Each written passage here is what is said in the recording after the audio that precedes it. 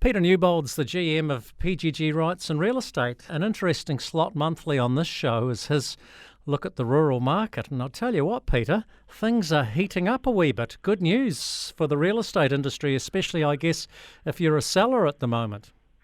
Yeah, and it's also good for rural New Zealand, I believe. And look, I'd have to say the last couple of months have been exceptional. You know, some of the best months we've had for a number of years, and there's a lot of interest. Example, a lot of people in the north are looking in the south. We're starting to see momentum in Otago and Southland, so that tells me it's filtering through. There's a sweet spot in the number, up towards that 5 or 6 million. There seems to be a lot of activity and just starting to see some signs, which is, I think, really positive. Some of those big, larger farming operations, we're just starting to see a bit of interest, again, coming back into that marketplace. So it tells me, with all the things that are taking place at the moment, I would say, we're in a really good space from a rural perspective. It's interesting also, Peter, that the corporates are now coming to play. Yeah, they definitely are. And then you're also seeing groups of individuals, or what I would say is there is a large number of, let's call them, people who live in the Aucklands and the Wellingtons and Christchurch who are looking for a safe place to invest. And they're looking at rural as a good bet. And I think if you look out over the next few years, you'd have to say there's a little bit of an opportunity of that whole capital gains story just starting to slowly evolve again. That's in my opinion. Now, there's been some interesting dynamics at play, and you and I have talked about this one all this year off the back of COVID. And I'll throw a couple at you. One is the lifestyle blocks. People are moving out of the cities. They want to live in lifestyle blocks. And I'll throw another one at you. I think horticulture, particularly kiwi fruit, a superfood. People are looking at that sort of stuff post-COVID, or when we get out of COVID. Well, the two things, the horticulture one is fascinating, is that there's just not enough stock. It's tightly held, and those that have got it are keeping it at the moment because the returns are so good. So there's a real shortage of stock in that sort of whole kiwi fruit piece. And also what you're saying, there's a lot of investors and people that haven't been involved in that sector wanting to get into it. So, good for that market. But if you're looking at the moment, it's a real challenge.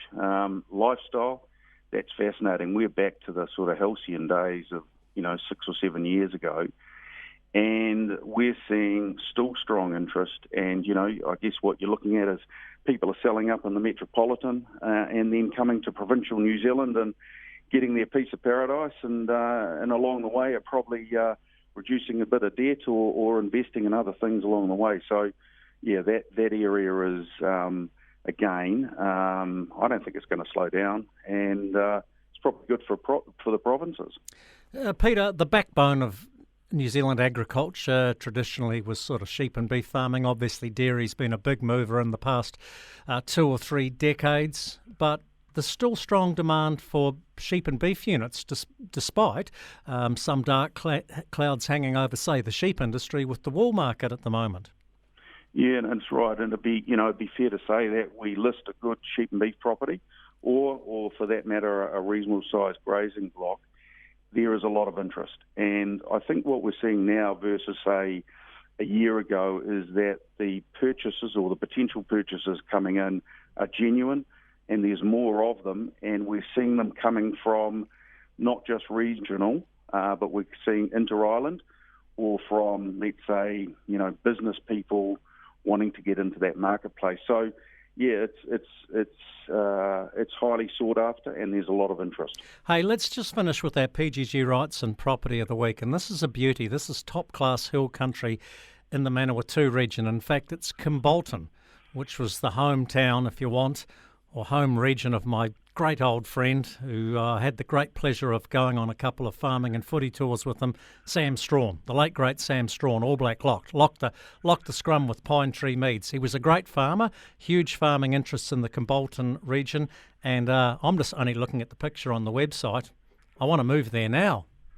Yeah, look, and a lot of your listeners probably don't realise, but that sort of wider Manawatu area is probably real heartland, rural New Zealand.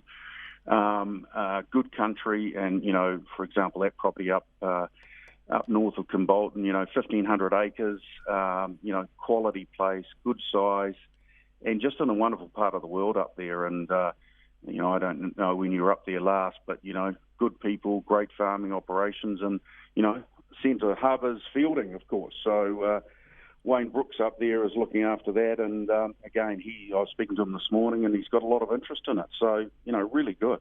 Yeah, well, if the people at Kimbolton are half as good as Sam Strawn, it would be a great place to live. Hey, Peter Newbold, thanks very much for your contribution throughout 2020. We'll catch you back next year, and I might even see you on Millbrook over the Christmas break, eh? Yeah, it'd be good, Jamie, to hit a golf ball, and thanks for everything, and we'll stay in touch. Have a good break.